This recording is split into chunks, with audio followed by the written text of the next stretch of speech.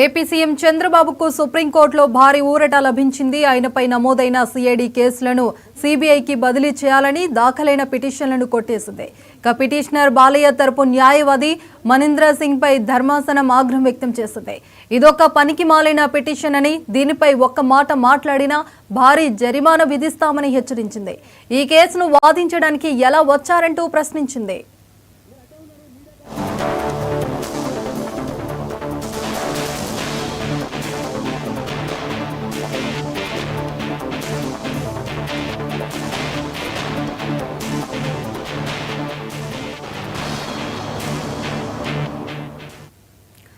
AP CM చంద్రబాబుకు సుప్రీంకోర్టులో భారీ ఊరట లభించింది. ఆయనపై నమోదైన సిఐడి కేసులను సిబిఐకి బదిలీ చేయాలని దాఖలైన పిటిషన్లను కొట్టేసింది.